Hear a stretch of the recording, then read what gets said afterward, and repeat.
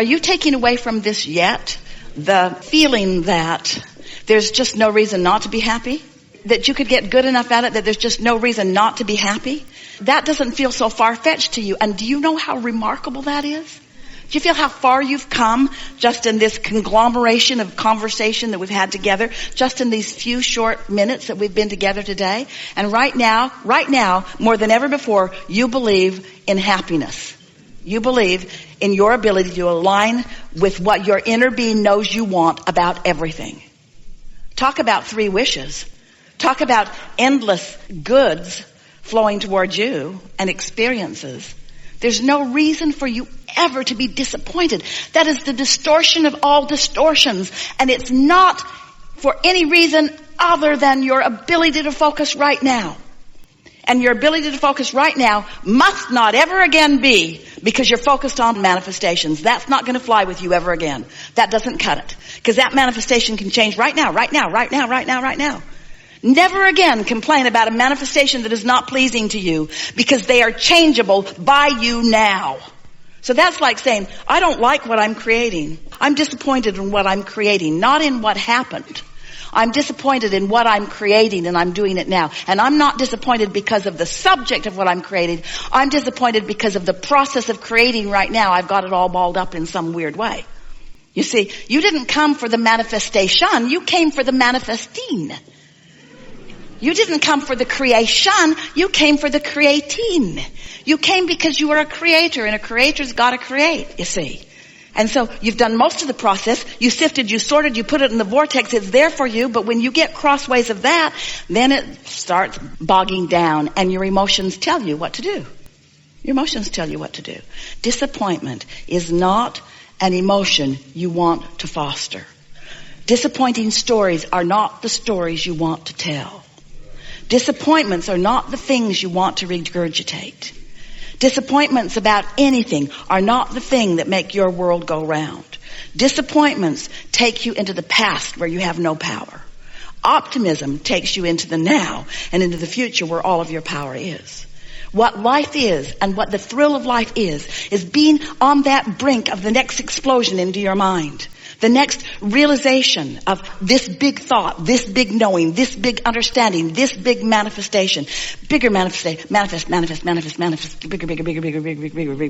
You gotta get over being disappointed before you can start the momentum toward what you want. You gotta get over being lonely before you can start the momentum toward what you want. You gotta get over feeling like it's not fair before you can get something that you want. Everything that we're talking about, we're trying to get you to a neutral zone, to this place where the resistance is all finally at bay, where you can wake up in the morning and start thinking some thoughts that are getting you in the direction of what you do want. This will help you a lot. Your inner being never looks back. So your inner being is not trying to mine anything that went anyway before in order to give you something now. Your inner being's not looking back. Your inner being's only looking forward. And so when you look back, it's almost always a minefield. Almost always. But even in the wiping of it, can you feel that the wiping of it is an action that doesn't wipe it? It shines a light on it. I'm going to wipe that out. What? That. I'm wiping it out. I'm not going to think about it anymore. I'm not going to think about that anymore. Oh. You got to change the subject. You got to change the subject. The subject has to be your happiness, not a relationship that you think is the path to your happiness. The subject is happiness. And there's happiness in so many subjects. Let's see. Just got to be happy, not happy with this ulterior motive. I want to be happy, universe, with a person. This is the law-based thing that you're wanting to extract from all of this. This is the nugget that you're looking for. If I don't want it, and in my not caring, I can get it. Now, stay with us because that sucks in and of itself. If I don't care about it, and therefore I'm not resisting it, it will come easily. If I want it a little bit, and I have a little resistance, it'll be a little difficult. If I really want it, and I really don't expect it, or I really don't believe it, then I'm going to have a big time struggle. So the key is to want it, to want something a little, and let the desire for it grow naturally. Stay with us. To want it a little, or let's say, want it generally. Want it generally, and then let the desire for it gather momentum. Because if you'll start with a general desire, you'll have less resistance in it. And law of attraction will cause that general desire to pick up speed. So it'll get more and more until you'll end up with a very healthy desire and no resistance. And then manifestations that are going to pop into your experience all over the place. Did you follow the formula? It's easy to have a life that's working out and to once again get hooked on conditions. And so these conditions make me happy and that one doesn't. And so you're still kind of stepping back into some conditional living. All conditional living means is trying to fast forward into a manifestation to examine the conditions. Unconditional living, unconditional love, unconditional life is going for the emotion and never mind the way it's going to manifest. You just know it's going to be good when it does. So you were right when you said to us, so just think about happiness and think about how it feels to be appreciated and think about how it feels to appreciate. But there is so much in this world that you can appreciate. Do you know when you are in a nose-to-nose love affair with the love of your life and you think that what's happening is that person is loving you, what's really going on is you are loving that person. What's really going on is you are finding endless things about that person that your inner being agrees with. So it's just constant focusing yourself into alignment and using that person as the excuse. And you know, you could use 100 people and their best qualities to do exactly the same thing. And you could let those 100 people help you tune to what you want. And then someone who holds all of those manifested already or potential to manifest qualities that you have trained yourself to be active in your vibration make their way into your experience. It's just such a lovely thing. You know why we want this manifestation for you? Because it's so delicious. Because the misses and the hits are all part of the process. When something works a little, you come to understand creation even more. When something doesn't work, you come to understand creation even more. And once this gets rolling, you'll never, ever again doubt that you can be or do or have anything that you want. That's just a giving. It's just this sort of cat and mouse game that you begin playing with the universe in discovering your own readiness for when it's going to happen, you see. It's inevitable that it's going to happen. So, we're going to make a very strong statement. You can't get there from there. Now, stay with us. You can't get there from there.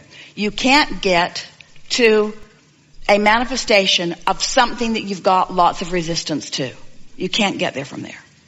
Just stay with us for a minute. Because it's not like the things we usually say to you. Because we usually say you can be or do or have anything. But we're saying this to you because we want you to sharpen your skills of creation because you're ready to do that. You can't get there from there. What do you mean, Abraham? You can't get to that manifestation that you want given the vibration that you're offering. Oh. So what's off in the vibration that I'm offering? You've got too much resistance for that to unfold easily. Well, what do I do about the resistance? Should I work harder? Should I think about it more? No, that will make the resistance more.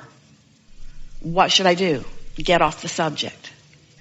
Get off the subject. That will make the resistance less. You see, if you get it, and we're going to ask you if you do you believe that your vortex exists?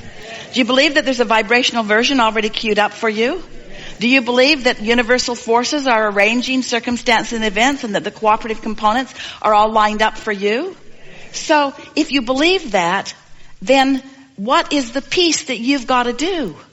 You've got to allow it. You've got to get yourself in the receiving mode, which means you got to be happy anyway. You got to be lighter about it.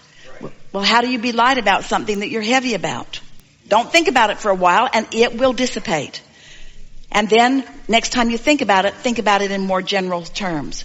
It's like the movie that our friend was talking about.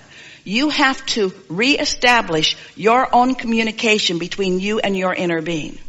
And your inner being is not speaking to you in words. We sort of distort that when we're talking to you with all of these words. In fact, sometimes the words are so much it's like a hair blowing back experience for you. You'd be better off not even listening to all of these words. Your inner being is not speaking to you in words. Your inner being is offering blocks of thought which you are translating into impulses, into memories, into thoughts, you see.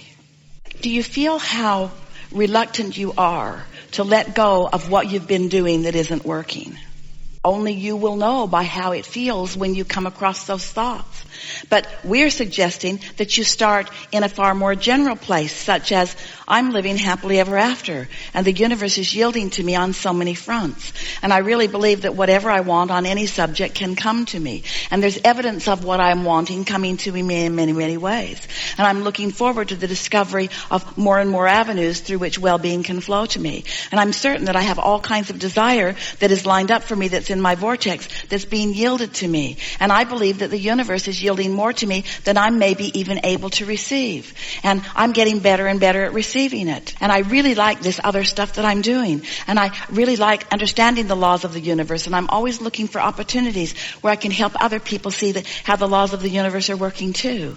And now we're going to get a little more specific. And you see if in getting more specific, you're still in that easy place. And I like the idea of being a deliberate creator. And I so like deliberately creating among others who are deliberately creating. It's so fun to meld my mind with others. And it is so much fun to watch the universe bring to me the cooperative components of what I'm looking for. And therefore, it is illogical to me that the universe would not already have worked out cooperative components to co-create with me on many fronts. Companionship is just a really natural thing on all subjects. There really isn't anything that I ever really do alone. There are almost always others around that I can bounce off of or that I can respond to in some way. This is a cooperative universe. This is a collaborative universe. The universe knows who I am and what I want. And the universe knows, now we're going to get a little specific, maybe too specific for you. The universe knows who I am and what I want relative to all topics, and even relative to this topic of companionship or partnership. The universe knows who I am and what I want. The universe has been watching my expansion and evolution. The universe knows exactly where I am. The universe knows if I'm keeping my own promise to myself. Am I ready to bring a partner to me? Am I really in alignment with my true desire? Because if I'm really in alignment with my true desire, then I'm ready for the universe to yield that true desire for me. But if I'm not quite ready, then I really don't want the universe to yield it to me, even though I know the universe is going to yield to me, because law of attraction can't keep that from happening. So a person comes to me who's not quite right because I'm not quite right yet with my own desire. I have more opportunity to work more of the bugs out, more opportunity to really discover who I am, more opportunity to not care so much what others are thinking around me, more opportunity to flow the energy and not be so aware of how others are responding to the energy that I'm flowing. I'm getting ready to be ready for it. And when I'm ready, the evidence will show itself to me. I appreciate how the universe brings me an exact replica of whatever I've got going on vibrationally, so that I can see it, so that I can take the hit of it, so that I can feel the disappointment of it, so that I can take the bounce of it, so that I can launch the rocket of it, so that I can begin again becoming more specific from a very beginning place of generality. When you finally made the decision that you were going to do something different, that decision was your grid filling in. That was you having asked and asked and asked, getting the vortex going and going and going, and at a moment of little or no resistance, that determination came to you and you knew what you were going to do. Remember how clear you felt? In fact, you're still feeling sort of clear about it because you were wanting to convince us all of that turning point here and now. So turning points, you like the word turning points? Turning points are often the grid filling in with an idea that you are now ready for. It's not that the idea isn't there. It's that you're not ready for the idea. It isn't that you're not ready for the idea because you don't want it, because you do. It's because you're not ready for the idea because you're not a vibrational match to the desire. You're a vibrational match to the absence of the desire. Feel the difference? So you ready yourself for what's in your vortex by feeling better. And you feel better by leaving out the things that don't feel good and focusing on the things that do feel good. So it is this simple. Take the handful of things that feel good and just run them into the ground. You ever had a good joke that you just want to tell to everybody? Pretty soon you're repeating it again to the same people, and they're saying, dude, I heard that. I laughed the first 5 times. It's over for me. But you know how fun it is to get hold of something that feels good, that you can delight yourself and others with. Well, this is the same sort of thing. Get a handful of those things that are delightful to you and just play the loop again and again and again.